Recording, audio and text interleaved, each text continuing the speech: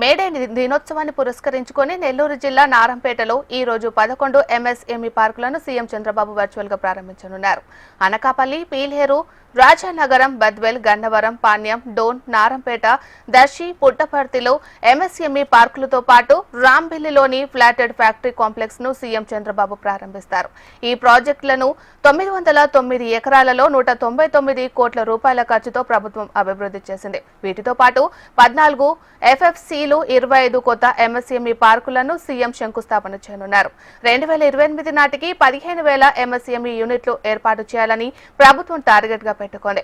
ఈ ఎంఎస్ఎంఈ యూనిట్ల ద్వారా 2 లక్షల ఉద్యోగాలు వస్తాయని ప్రభుత్వం భావిస్తుంది. ఇందులో భాగంగా మొదటి దశలో 40 నియోజకవర్గాల్లో పార్కులను అందుబాటులోకి తీసుకురానుంది. మరి ఇదే అంశానికి సంబంధించి మరింత సమాచారాన్ని మా ప్రతినిధి నర్సింహులు అందిస్తారు. నర్సింహులు, ఈ రోజు నెల్లూరు జిల్లాలో ఏపీ ముఖ్యమంత్రి చంద్రబాబు నాయుడు పర్యటించనున్నారు. ముఖ్యంగా ఏపీ దేవాదాయ ధర్మాదాయ శాఖ మంత్రి ఆనం రామనారాయణ ప్రాతినిధ్యం వహిస్తున్నటువంటి నియోజకవర్గం ఇది. ఇక్కడ ఇవాళ నెల్లూరు నుంచే రాష్ట్రంలో ఉన్నటువంటి ఎంఎస్ఎంఈలన్నింటినీ కూడా ఆయన వర్చువల్ విధానం ద్వారా ప్రారంభించబోతున్నారు. అలాగే ఇక్కడ ఈరోజు ప్రపంచ కార్మికుల దినోత్సవం మేడే సందర్భంగా కూడా కార్మికులతో కూడా ఆయన ఇంటరాక్షన్ అవుతారు. ఈరోజు మే 1 కాబట్టి ముందట ఎన్టీఆర్ భరోసా పెన్షన్లన్నీ పంపిణీ చేసిన తర్వాత కార్యక్రమాలు మొదలవుతాయని చెప్పి సీఎం షెడ్యూల్ ప్రకారం ఉంది. ఇవాళ దాదాపు 4.5 గంటల పాటు ఆత్మకూరు నియోజకవర్గ కేంద్రం దాని సమీప ప్రాంతాల్లో ముఖ్యమంత్రి పర్యటించనున్నారు. అందుకు సంబంధించినటువంటి ఏర్పాట్లన్నీ కూడా పూర్తిగా చేసినటువంటి పరిస్థితి ఉంది. ముఖ్యంగా ఆత్మకూరు సమీపంలోని నెల్లూరుపాలెం వద్ద నుంచి ఈ కార్యక్రమాలు మొదలవుతాయి. ఇక్కడ ఎస్ఎంఎస్ నారంపేట వద్ద ఉన్నటువంటి 173 ఎకరాల్లో ఏర్పాటు చేసినటువంటి